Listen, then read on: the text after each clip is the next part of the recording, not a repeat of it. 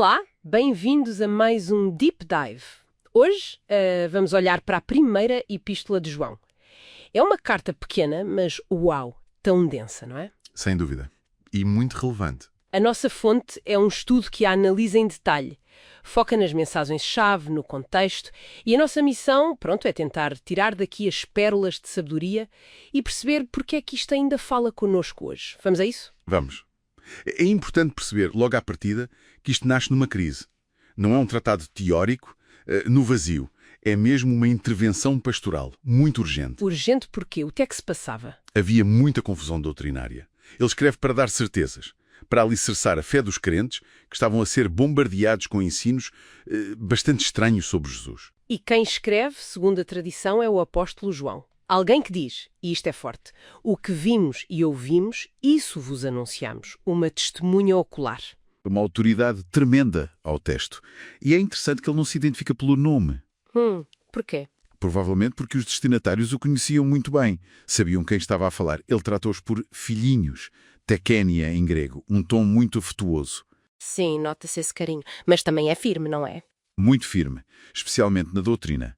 O cenário mais provável é Éfeso, já no final do século I, e a carta circulava provavelmente por várias igrejas ali na Ásia Menor que estavam a lidar com estes falsos mestres. E que ideias eram essas? O que é que esses mestres ensinavam de tão problemático? Bem, o que João combatia era, no fundo, uma forma muito primitiva daquilo que mais tarde se chamou gnosticismo, uma filosofia muito dualista. Dualista em que sentido?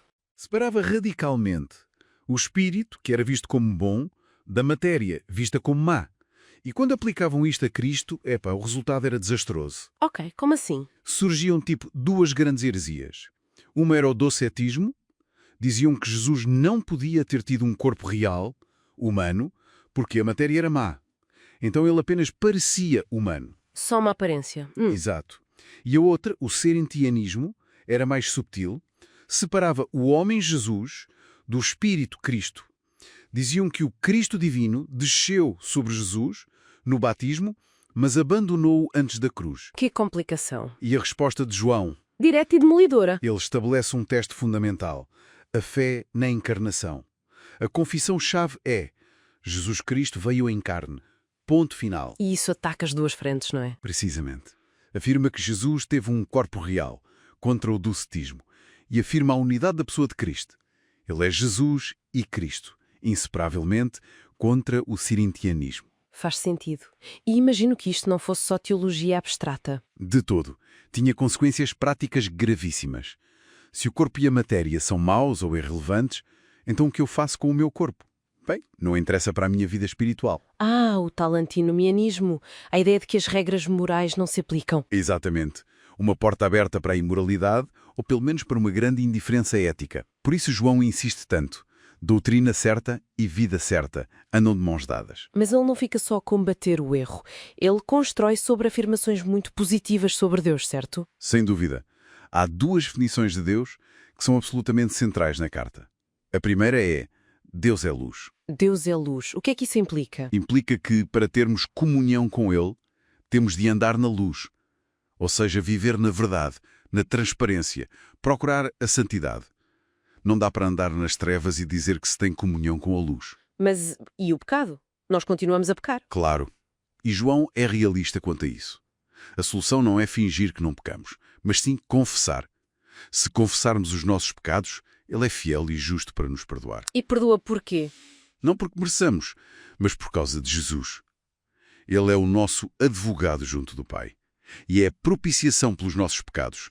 Ou seja, o sacrifício que satisfez a justiça de Deus, que aplacou a ira divina contra o pecado. Isso é muito forte. E qual é a outra grande definição de Deus? Talvez a mais conhecida. Deus é amor. Não apenas que Deus sente amor ou age com amor. A própria essência dele é amor. E a prova máxima desse amor? O envio do seu Filho. Não como um mestre ou exemplo apenas, mas como sacrifício pelos nossos pecados. É a demonstração suprema do amor de Deus. E a consequência lógica para nós? É inescapável.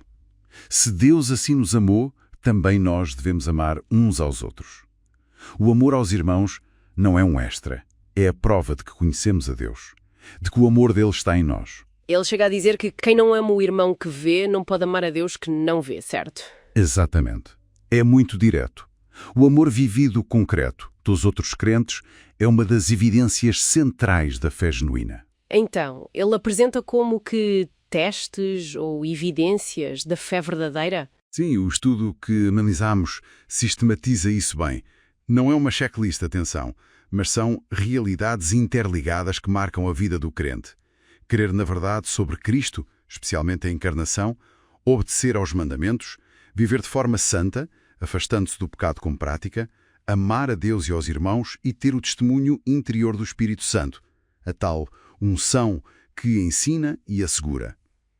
E o objetivo de tudo isto era dar segurança aos crentes, não é? Claramente, ele diz mesmo, estas coisas vos escrevi para que saibais que tendes a vida eterna. Ele queria que eles tivessem a certeza da sua salvação no meio de tanta confusão. Portanto, resumindo, a carta tem este duplo foco: defender a verdade sobre quem Jesus é e, ao mesmo tempo, fortalecer a confiança dos verdadeiros crentes. Perfeitamente. E o apelo constante é para permanecer nele, em Cristo. Uma vida que está ancorada na verdade, que se expressa em obediência e, fundamentalmente, em amor. E termina de uma forma um bocado abrupta, não é? Filhinhos, guardai-vos dos ídolos. Sim, é quase um pós-escrito, mas muito poderoso. O que é que isto nos pode dizer hoje? Já não temos propriamente estátuas em casa, a maioria de nós. Que ídolos seriam estes contra os quais nos devemos guardar? Boa questão para ficarmos a pensar. Talvez não sejam as estátuas literais, mas podem ser ideias distorcidas sobre Deus que tomam o lugar do Deus verdadeiro. Ou podem ser as nossas próprias ambições, desejos, lealdades, tudo aquilo que compete com a nossa comunhão com o Deus que é luz e amor. No fundo, um eco daqueles mesmos desafios que João enfrentava, adaptados aos nossos tempos. Exatamente. A luta pela verdadeira fé e pela verdadeira devoção continua. É algo para refletir.